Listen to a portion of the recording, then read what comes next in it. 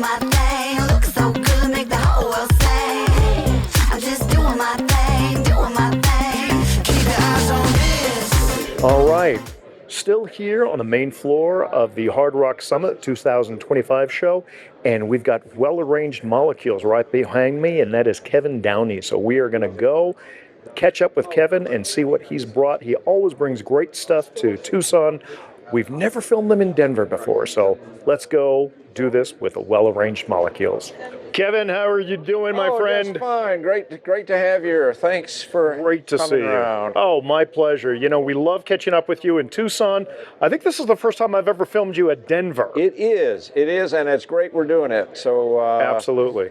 Anyway, Denver is a whole other world. It is, and you got a great open booth here. You're just about in the center of the main exhibit hall here at the HardRock Summit, and as always, you have some incredible pieces, but you also have great lore and you have great educational value behind a lot of your pieces. So I can't wait to see what you're going to show us today. All right, great. Well, I'm happy you're here, and yeah, I've been accused of talking too much. I'll try to say reasonably decent things in a short period of time. And no, we're going for the verbose version now, so talk away, have fun. All right. Well, you know, this is something that is just the most fun I've ever had in my life, in my 70-some years of living on this planet.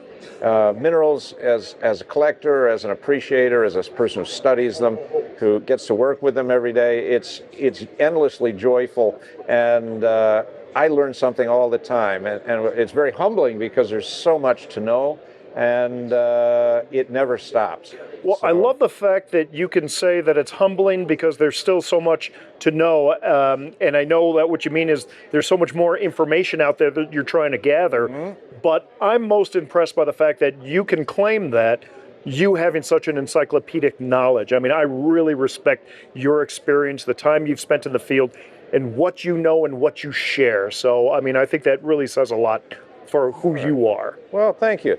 Well, we're happy to share a few minerals with you all today. It should be...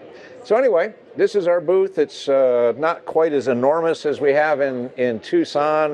It's 6 cases with minerals, and as is often the case in any mineral show, there's a few rocks tucked under the table, which we will share with you today, and let you take a quick look around. But in a show like this, it's very difficult to know what we should be showing and who's here and so on. So this is the most diverse hodgepodge of minerals we generally will pull together in any event.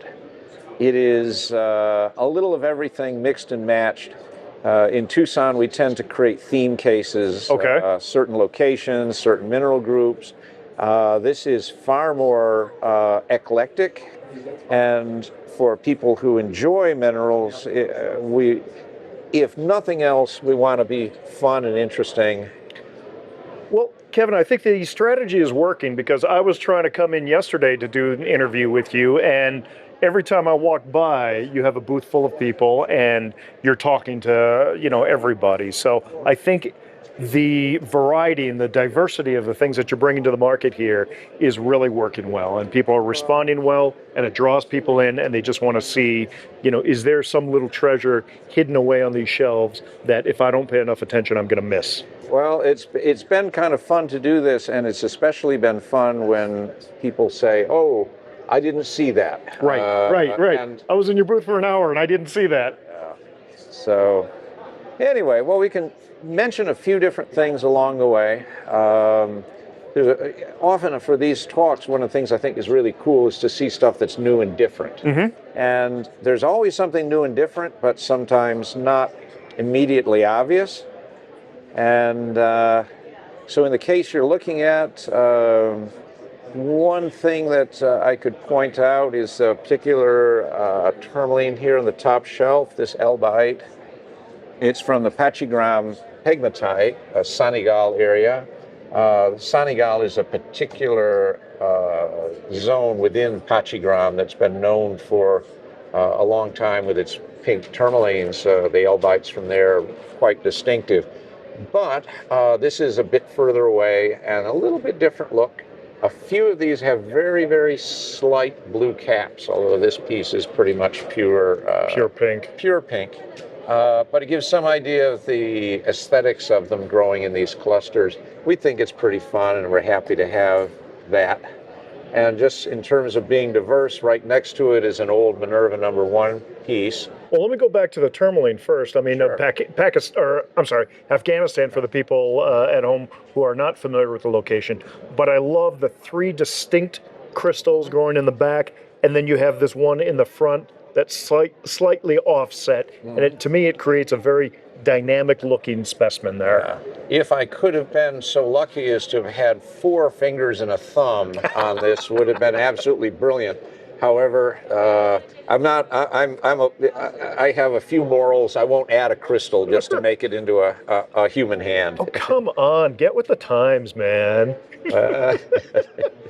Okay, let's go to the Minerva, classic locality, famous for, some of the best fluorites we've ever seen, especially the fact that it's an American locality. Yeah, it's a really special place. And what's kind of special on this one, doesn't necessarily jump right out unless you're a fluorite lover, is that upper corner has an overgrowth corner. And it is something, perhaps you can zoom in on that. And if that shows up through the glass, it may be something kind of fun to see. It's a beautiful little pattern in an overgrowth of pure fluorite on top of fluorite. That fluorite has dark corners, it's clear in the center, and then has this little rosy, phantom in the center of it. And it just grew on that one corner. That is superb. So it's something that, for people who want something really different, that's a pretty fun piece out of Minerva #1. And, the fact, I always love yellow minerals just because they're such a rare, uncommon color in the mineral world. And anything yellow immediately draws my attention. I want to know more about it, what it is. Well, anyway, so, we could look in cases all day long, but perhaps it might be interesting to see a few special bits here and there. Absolutely. And so I'm going to show you, we pulled out a couple of odds and ends from our mix and match of things, so hopefully it'll be rather entertaining. One of the things that we've been very fortunate in obtaining out of our own home area in the northeastern U.S. are some very nice items from the Downey mine, and a very famous find there, the great, amazing pocket. Some people have considered it to be the greatest find of tourmaline ever in North America, although some of you folks from places like California may differ. Well, as owner of the Queen Mine, I will take objection to that label, but, I will say it is absolutely, whether it's from Pala or whether it's from, the Downey area up in Maine, these are the 2 top tourmaline locations in all of North America. Certainly it was a huge find. Yeah. And so, anyway, one of the things that we love to get from there when we can get good ones are the slices that were made from the gem crystals. And especially good ones with the complete rind and fantastic. that lovely rosy center. Now, you shared with something with me that I never knew, that the term watermelon tourmaline came from Maine. That's correct. It was coined by a guy named Beryl, who was a miner who was working there and was doing some really cool excavations. And he was working with dynamite way back in the day when it was still pretty new. And he'd coined the term. He was mostly finding tourmalines that were fairly opaque, and they were more or less cabochon and carving grade. However, he found that there were some with a watermelon cross-section, and he used that and he marketed it, and it was his forte. However, he ended up blowing himself up, which is usually considered a bad technique, and he...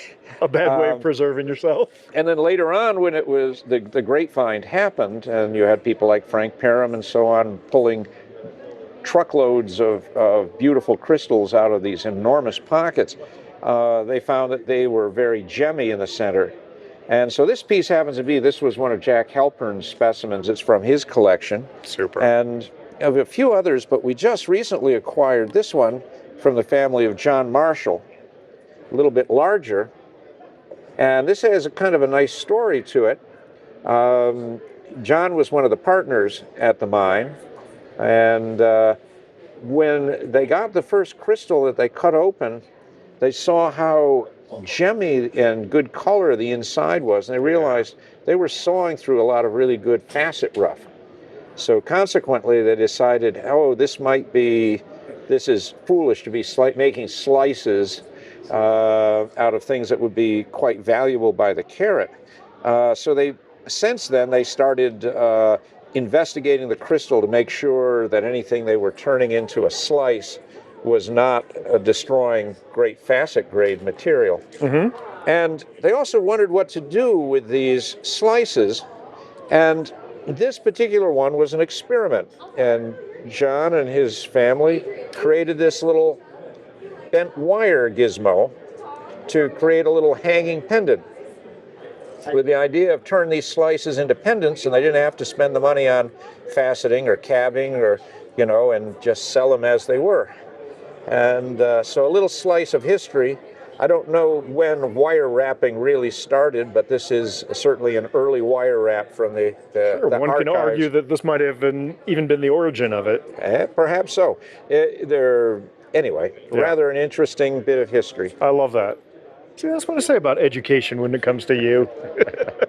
Well, the lore is amazing, and so many stories tend to not be told or not be written down, and it's really special when the people and the families pass on the little bits of history. Yeah. I love it. I consume it like crazy, and if I can share a little, I'm delighted with That's that. the important. I mean, that's why Blue Cat Productions was started, because in the wake of Fred Poe dying, I realized all those Thanksgivings that I used to come to my parents' house and just sit there for hours, talk story with my dad, and they'd swap these stories. All of a sudden, all those stories were gone. Yeah, well, it's really, really special to share this with you. I'm happy to be doing it. I guess, why don't we carry on with a little bit of other pegmatite stuff here? Okay. And just because they happen to be handy, at this show, there's a few examples floating around, and we have several of them, of these really lovely spodumene that came out long ago out of Brazil, the Irucum mine. And these were mined by a miner named Dilo. Okay. Dilo became famous later on as the guy who discovered Dilo's pocket in the Pedernera mine. Right. Yeah, exactly. And he's, to this day, revered as one of the great finders of things. But before that happened, he had hit this magnificent pocket of gem-grade spodumene, and a few of these pieces have made it out of Brazil from the family that were saved. And of course, they have that wonderful... I'm going to turn my light off so I can really focus on that. Yeah. So they have the array of colors on the C-axis that everybody loves to see, and they tended to be really quite fine gem grade. I'll show you one particularly large one that I think was something very, very special. And it has a fantastic color palette. These are always stunning when you see something like this. Yeah. But this is beyond just the aesthetics. This is an incredible piece of mineralogical history too. They are really special, and and these tended to be pretty much solid gem grade. They also didn't fade like some of the others did. Right. They were a solid color, and the transparency was really very, very special. And so they're kind of a classic in the mineral world, and we're delighted to have, after 30-some years, a few of these back out available for folks. Congratulations, that's fantastic. Oh, right. And I know that one you had on display in the case behind me, Yeah. and it looked fantastic in it. So, it's not just behind the scenes here. Yeah, we do have a few things that we pulled out from the case. Why don't I jump off to a new find, Okay. something that's a little bit extra special. And these are from the Wilaga mine, Halianganjian, if I'm pronouncing it right, in China. This is something there's been an article written up about these. If you like or strange shapes to fluorites, these are absolutely bizarre things. And I'm just going to try and show a little bit of the detail of the complexity of these crystals. They are just unlike anything else in the world of fluorites. They're not bad-looking pieces either, but I love form sometimes so much. And they do have nice color, and they tend to be a little bit bicolored, of course. So there's, the purples and the greens and so on. But it's really, to me, the shape of these things is just amazing. And so they made a little bit of a stir in the mineral world. This gives a pretty nice view of an isolated crystal. By shape, I don't know anybody would ever look at that and say, oh, that's a fluorite. Right, yeah. But they're really special, and it was not a big find, and we're fortunate to be representing a selection of really some of the best pieces, if not the best, from the find. So that's a relatively new thing. It was recently written up in Rocks and Minerals, but very few people have actually seen the specimens yet. Wow, that's exciting. All right. So, one of the other things that we work with an awful lot, being in the northeastern U.S., is that we've got fairly close proximity to the really wonderful mines in Herkimer and dozens of interesting localities, and get to meet with a lot of small-time miners and landowners and so on who are pulling interesting things out of the earth.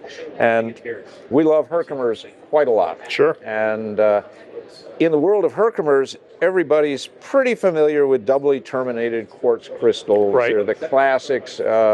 And of course, they're really special. But Herkimer produces so many different kinds of quartz and so many different styles of Herkimer diamonds that are really different than any place else. So I just wanted to share a couple of these odd ducks. Okay. Because I think they're really special, and my opinion maybe matters. This is a really wonderful cross. Maybe we find a dark background so you can see it well. There we go. Yeah, that's great. Yeah, sort of a little bent black stem scepter Nice. cross. Something really different, very sharp, very cool. And did that recently come out, or is that from a collection? This is not from a collection. It's fairly recent, Okay. I would say within the last 2 to 3 years. Oh, yeah, sure. So, and this is also pretty new as well. Black stem dumbbell. Oh, I love that. And I love the asymmetry of it. Yeah, it's an unequal dumbbell.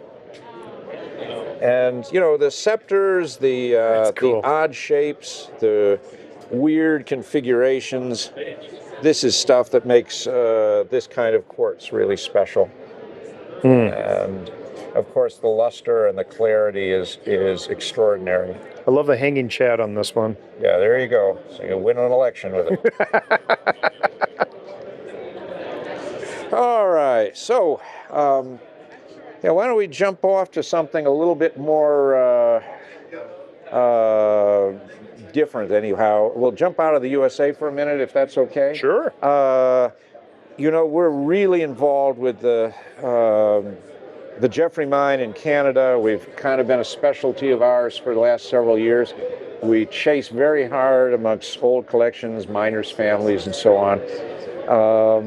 The mines are long gone. They're not going to come back anytime in our lifetime, at least, and probably never. So the great discoveries of the fantastic garnets and Vesuvianites and other species that came from there, it's history. But we now begin to see just the extent of color and variety and cool things that were coming out. Okay. And they're more and more appreciated as time goes by. Sure, yeah. I thought I'd show a couple of kind of cool and different things. A few of them are a little bit kind of normal, like the Vesuvianites that are the pointed tip type. Oh, yeah. With that, Vesuvianite's a not horribly rare mineral. It's originally found on the Mount Vesuvius and identified and described from there. Mm-hmm. But those always tended to be what you might call color challenged. The Jeffrey mine had every color under the sun over the years. vivid magentas, purples, reds, greens, of course. And in many different habits, many different styles, elongated crystals, and so on. One of my favorite odd ones, though, were the lipstick crystals. Oh, those are wild. This is almost, people could mistake them for tourmalines. They have a Certainly. pink core, a red, green exterior, and this one happens to be doubly terminated, which is quite nice. It's just, in the world of Vesuvianite, nothing else is like this. And it was only the Jeffrey mine that ever did it. And the Jeffrey mine, of course, is incredibly famous for its fantastic garnets. And Classic, classic, yeah. And one of the things we love to see is isolated crystals, great clarity, gemmy, where you can actually see the matrix through the crystals. Right. And many different styles, many different color palettes. They go from strong greens through oranges and root beer colors.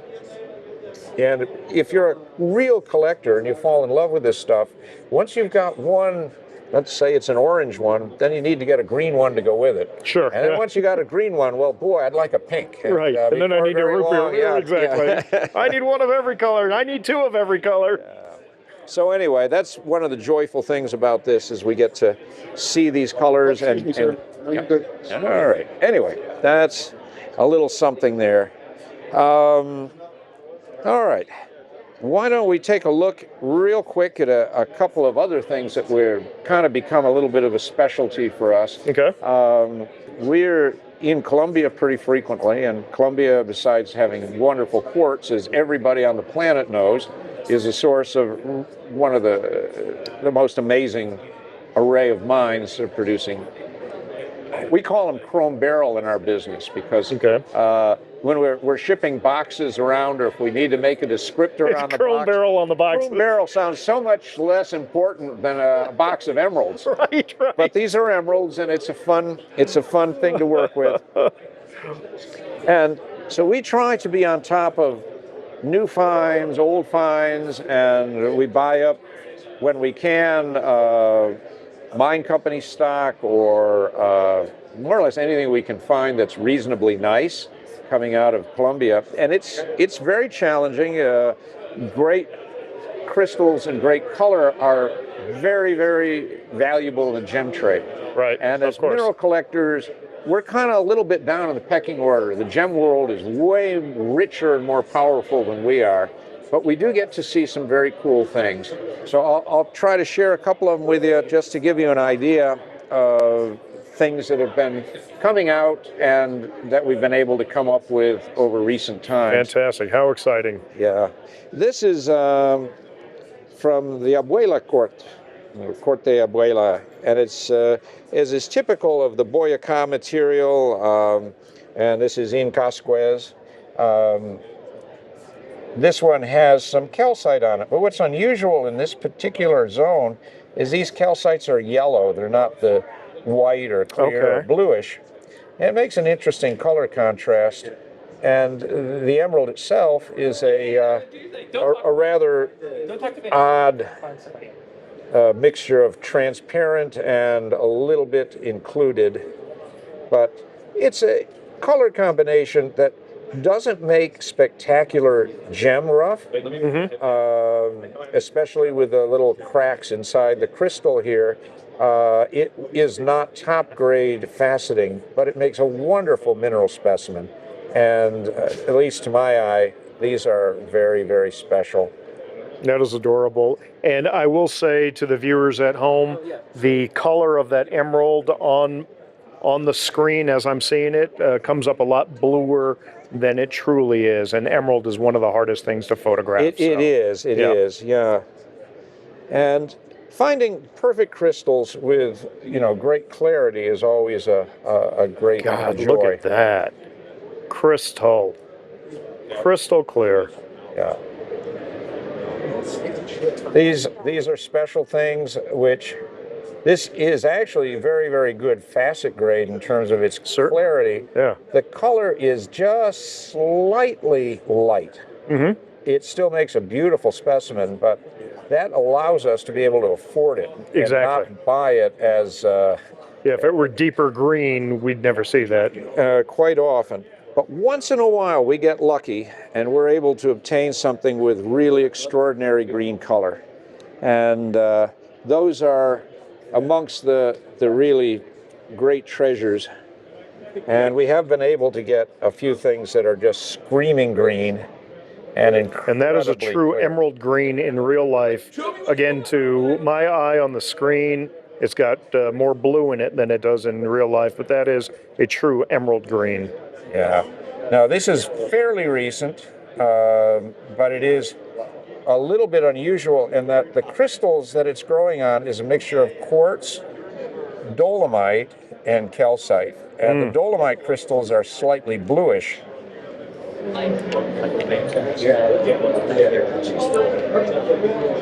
Super.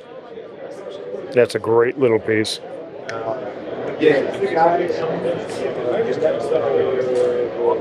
You got quite a few little Chrome Beryls, as you like to call them when you ship. Well, we have a real affinity for these things, and you know, this wasn't something I was going to do, but I'll do it anyway.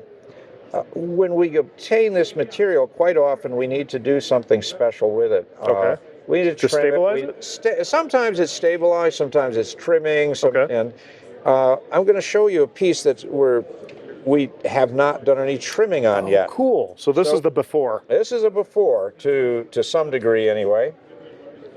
There's a very nice few emeralds scattered about on this, but try to use your imagination and picture this piece trimmed about where my hand is going, like so. There And we you go. have here, You got the focal crystal there. yeah, that's exactly what it is. It's like a little crown on top of a hill or something. Yep. So reshaping the specimen doesn't have to alter anything at all, except, you know, giving it a new shape and a new presentation. Well, it's it's designed to call attention to certain aspects of it, and by trimming all that away, then that top crystal really kind of comes in stark relief to everything else. Yeah, it does happen, and that sometimes just a little bit of presentation change wildly change the whole thing. Absolutely. And anyway, don't want to drag this out terribly long for your viewers, but I thought I'd give a quick view of a little bit of eye candy. You know, Okay, we like eye candy. and everybody's got a different idea what is eye candy. But in our place here, we try to have a few special things tucked away, and gives people an opportunity if we know they're really keen on certain things. So I'll show you one or two things that I think are really quite aesthetic and special. We start with a Hualingang piece. Oh man. Not only color, but the shape of this is superb. Yeah, and the color zoning, this pretty much defines epitaxial to me. It's nice deep color, nice separation. You get a purple, a blue, and a sort of a whitish blue. It's, depending on the angle, it's quite a lovely piece of rock. And this style, I love them when they come out. We don't get to see them very often, and I actually haven't seen any in a while. This is a little bit older piece. Quite special. Superb. And of the similar style, in fact, it's from the exact same place, but just because I love to see things on matrix. The same Oh, and I kind of love the thing. little sidecar coming off on the edge there. Yeah, a little phantom, or little scepter there. Yep. The color is slightly lighter on this, but it's a very, very transparent, and the crystals are extremely perfect. So for our fluorite lovers, there's that. And the Wonderful other piece. great mineral that, you know, people love, and, you know, the two most collected minerals in the world are fluorites and quartz. And you could argue that it's deserved or not, but this is a particularly choice piece that just recently came to us. A very nice Brandberg with a lovely phantom in it. Amazing. So, not sure how that background is letting it show up, but Yeah, that looks great. and the color comes through, and that's a superb color, that deep, rich purple. Okay. So, anyway, this is the fun part of life. The least fun part is when we have to pack it all up and start heading off to the next big event, but we really have a wonderful time here in Denver. Really a lot of fun people to visit with, great stuff to see. This room is filled with fantastic minerals, and we're trying to show off as many cool things as we can. And just a parting shot, one thing that was kind of special from Tucson this year was this little specimen of fluorite that ended up becoming a cover child on Rocks and Minerals. And what's that? That's the July-August 2025 issue of Rocks and Minerals. That's right. And it's from Wuyi. It's a lovely multi-generational fluorite. It just has some really cool characteristics. It definitely does. And we didn't realize this was going to be a magazine cover. Nice. And, nice little surprise. So it's quite a nice surprise. And it is something that is in our stock. It is an available specimen. It was for sale when it was photographed and ended up on the cover. Nobody took it home, but maybe it'll find a home right now with somebody who likes to collect cover rocks. Absolutely, and that's the thing. That is truly a thing. Yeah. Now, Kevin, your passion, your knowledge, and your interest in this field is quite evident. It's almost like this isn't a job, this is just fun for you. I'm afraid so. Few people in the world realize that you are actually also one of the world's top photographers when it comes to underground caves and cavern systems. So, it's sort of, you could make the argument that it's related, yet it is completely different. Where is your passion meter on the two directions? Well, it's a really great question, and I wish I had a perfect answer, but I'll say this much. Both things make me really happy, but in wildly different ways. That's an excellent answer. It honestly is. Physically, the cave projects are powerfully demanding. It takes every bit of energy and drains you fully. Minerals can do so as well, but in a totally different way. I can understand. They're also both geologic science, and I love to understand how minerals come to be. Right. And in caves, we can see them at every step in the process. Yeah. And they're still forming in many cases. We have fantastically interesting things going there, and we can learn a great deal. However, in the context of exploring minerals we're looking at the genesis of them, how they grew, where they grew, why is this like this and why not like this, and why is each location so unique and different. A lot of lessons to learn, and both feed into each other very well. I love it. One of the things I'm fascinated by are some of these enormous cave systems, how the system itself, an inanimate object, is actually it has characteristics very similar to an animate object, to a living creature. And that, my friend, because I can see you're about to start lecturing me on it, but that is a conversation for another day. For another day. But yes, there are definite similarities. And anyway, it's been really great chatting with you. And I hope folks at home have a chance to enjoy a little bit of the Denver show. And it's not over yet. If you're on the fence, you want to come on out. We're only on the second day here. There's a ton of amazing things here. Yeah. And this show is not to be missed if you like minerals. Absolutely. And if you love minerals, it's an absolute necessity. Fantastic. Kevin, thank you, brother. All the best. All right. Be well. Be well. Take care.